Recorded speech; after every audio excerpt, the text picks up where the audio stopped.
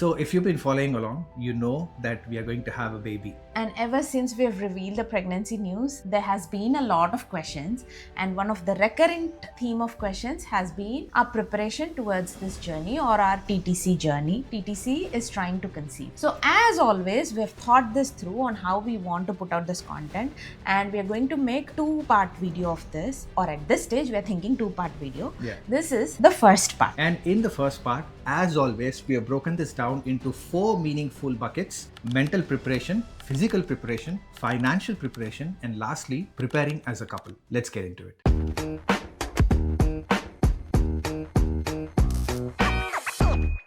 The first section is mental preparation. I want to start here because I think this doesn't get talked about a lot. Anyone talking about TTC, they talk about your health, your diet, your supplements, cycles, tracking, this, that. Yes, all of that is very important, but for us, the real preparation started in our heads first. And we always knew that we wanted to have a baby. That was never the question. The question was more so about when we wanted to have one. And as we grew older, that conversation shifted. It stopped being from like babies to more like parenthood. A baby is not something that you'd add to your life and expect your life is going to, stay the same. Your routines change, your time is not completely yours, and suddenly you have to start thinking about this little human before you would start making, any decisions or any plans. Yeah, and so we started having a lot of conversations about what our life would possibly look like after a baby. Are we ready for less spontaneity? And are we ready for our life to not be just about the two of us anymore? And for me personally, the biggest shift was I stopped thinking about like having a baby and I started thinking about being a mother, and that helped things settle in my head. And there was no single moment where we just woke up and said, hey,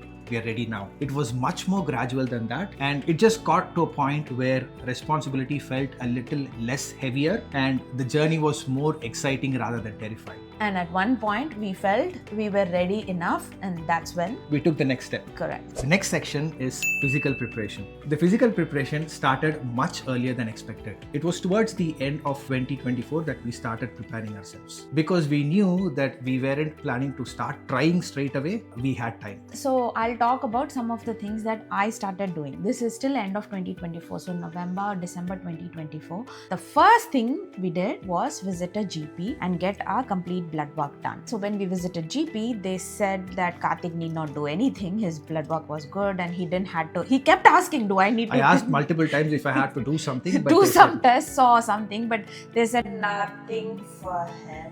For me, I wanted to make sure that I had all the necessary vaccinations done for me. It is not mandatory, I don't think so, but if you have time and if you are okay with it, maybe that's something that you can look into. So when they did my blood work, they found out that for me specifically, I didn't have rubella, I didn't have chickenpox, I didn't have hepatitis B vaccinations, and the GP asked if I wanted to get all of them. I was like, yeah, we'll get all of those, because we weren't, as Karthik said earlier, we weren't intending to try like immediately. We had some time. So all these vaccinations took about 6 months, because some of them have 2 to 3 doses. And by the time all the vaccinations finished, it was about May 2025, because we started around November 2024 or something, and something has like a dose around 6 months. So anyway, we didn't want to try you can't try during that period. I was going to say that you're not supposed to be trying when you're on this vaccination period. You need to complete this schedule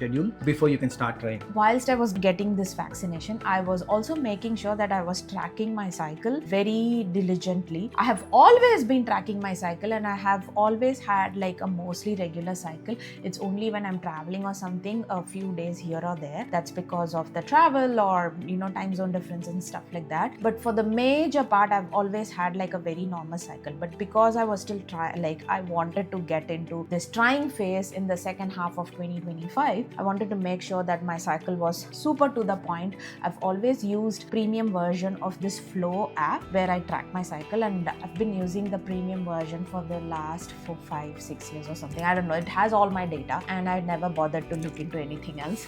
So yes, whilst this vaccination episodes were happening, I was also tracking my cycle thoroughly during that phase. And on the other hand, we were also preparing ourselves physically, which means that more gym sessions, eating home cooked food, food and sleeping better. And in saying that, it was not like suddenly it flipped a switch one day and we started doing all of this. We've been doing this for a lot longer. Yeah, even we've before always Karthik and I met, we we both were active people. We Yeah. were actually active people in our respective lives.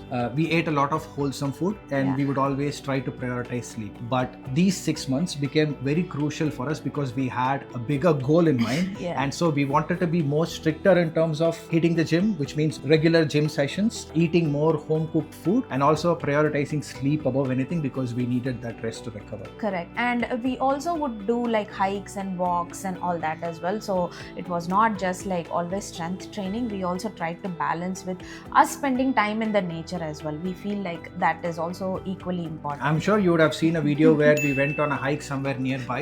We lost track of things and we waited for an Uber and got back to a car and all that. But yeah, so when we say like we wanted to get fitter, it was not necessarily like just go to gym and get fitter type thing. It was more about that wholesomeness. We spend times, have quality time, have good rest, and also have like healthy food to nourish your body and your soul and everything. Okay, so this was the physical preparation in terms of like vaccine cycles and food and whatnot. Now coming to the supplement part, I started taking Elevate. Again, this is not a brand pitch or anything. I'm just telling you guys what I took. There might be better supplements in the market. Prenatal supplements. So before you take anything, please talk to your GP about it and take whatever you feel is appropriate for you. I just took basic Elevate from June 2025 because when you are, I think during your vaccinations or something, I don't know if you can take it or not take it. I didn't take it because I knew I wasn't going to try or anything like that. I just started taking it from June 2025. And I started taking Menivit around the same time, but I had to take a break of 1 month during which I had to undergo a nose surgery and subsequent recovery for that. So that's in terms of supplements, and this is our physical preparation. The next section is financial preparation. This one was a very big deal for me. So if you have followed our timeline, you would know that we moved into this house in July 2024. And at that point, we had spent all the savings and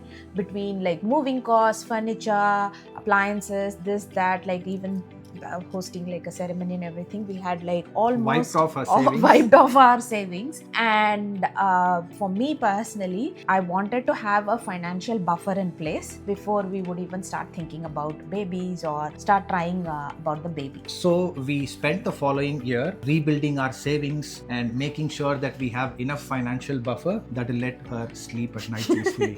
And financial buffer might look different for each individual. For us, it was ensuring that we have at least 3 months worth of buffer to cover ourselves in case situation becomes tight. Yeah. So, but when we say like financial buffer and all that, it's just necessarily emergency funds, right? It's not ideal to spend everything when you are like moving into a new home, but things happen and interest but there are a lot changes. of unknown expenses that you can't account for, and you end up doing that. Not ideal, but we acknowledge it happens all the time, happened to us. The next was how do we come out of this situation so we have some emergency funds. So we were actively looking at our finances and making sure that we save X amount per month. That also meant cutting down on some things, like maybe we didn't travel as much or we just took one trip, we saved some points and took a trip or whatever. So it could look different for different people. The intent was to have at least X months of emergency funds saved up, and for us that was 3 months, and X months of investments or something available that you can quickly access, because you don't want to stop investing either. That's like growing at a different pace.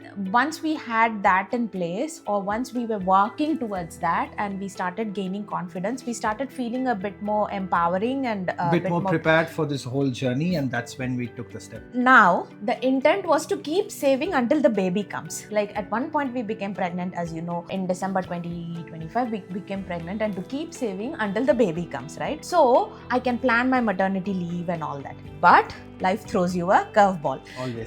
And guess what? I got made redundant around March. Now that meant I don't have income from March until August unless I find another job. So things like that do happen, and if you are mentally prepared or financially prepared to deal with it, it will be like a very different situation. Thankfully, we were well prepared for different scenarios. As the layoffs were happening at other places, we started talking about these things. Hey, what happens if one of us lose our job? What is our runway and all that? I've covered all of this in detail in the redundancy in the other video. videos that I made towards the job search topic. But yes, at the time of the baby itself, this was our mindset. We'll have at least about 6 months worth of expenses in like different areas that we can pull quickly from. Some in like your proper cash account, and then some in like immediately accessible investments. And also not just that, we also wanted to be prepared. Let's say in the event that everything goes well, we also wanted savings for functions like Valekapu, Seemandam and all that. So this is something that we started calculating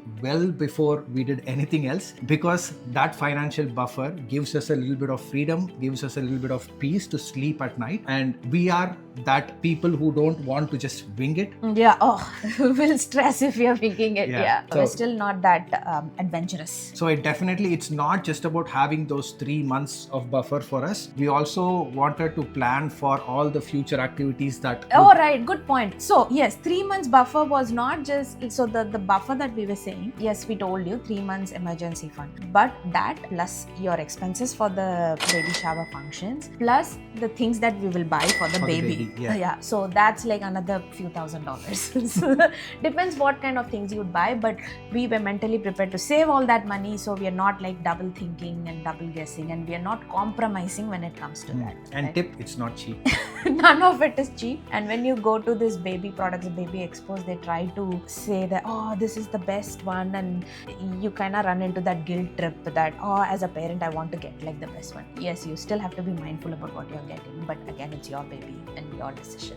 Sometimes when you buy something for a baby, the decision is more emotional than financial. Most of the times, yeah. Make sure that your finances back your emotional decisions. Correct, yeah. At least we tried to make sure that we were in that place. If we had to choose between, oh, I like this so much, but it's costing so much and I desperately want it, okay, let's just buy it. Are we being responsible?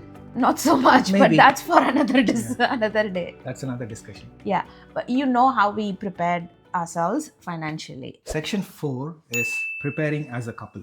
There is a tendency for this whole TTC journey to revolve around a woman and her cycles, her supplements, how she feels, her hormones and everything. In this whole process, the man becomes the bystander. For us, this was always a team decision from the very beginning. We had a lot of conversations before we started this. Conversations around parenting styles, around appointments, leaves, how our life would look after this. Family support. Career changes, so on and so forth. And throughout all these conversations, we never pushed each other to make a decision, but rather had a mutual agreement and move forward with a decision that both of us were happy with. Our lifestyle changes were shared changes, and I'll give you an example. There was this conversation around how her body would evolve throughout this pregnancy and what that would make her feel like. So this is all still in TTC phase. Yeah. We were just having a conversation about this, and I jokingly told her that, okay, if that's going to make you feel a little weird, I'll put on weight for you as well, and then after pregnancy we can work out together and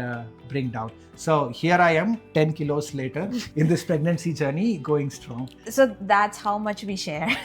Okay, so the lifestyle changes were shared changes. What else? Basically what we are trying to say is both the nervousness and the excitement, all of it was shared. I want to just touch on a few things that we didn't do. We didn't necessarily wait for that perfect light bulb moment. As we were getting towards a point where we started feeling we are ready. So that could be your mental preparation. In terms of financial preparation, at least we know the number that we were working towards and we know when we would hit it based on the forecast. So if we didn't wait for that perfect situation, we were more towards gradually preparing ourselves. Whilst all of this happened, the vaccination cycles were happening, money was getting saved, mentally we were preparing ourselves, and physically we were also trying to get fit and healthy and feel nourished and all that as well. So we didn't necessarily wait for that perfect moment. It just happened over a period of time, and that's the tip I would like to give you. Yeah, most importantly, if you are going to embark on this journey, do a thorough check on where you are right now and have a conversation with your partner and trying to understand where you would like to be when the baby is born, and see the delta and see how you can work towards that.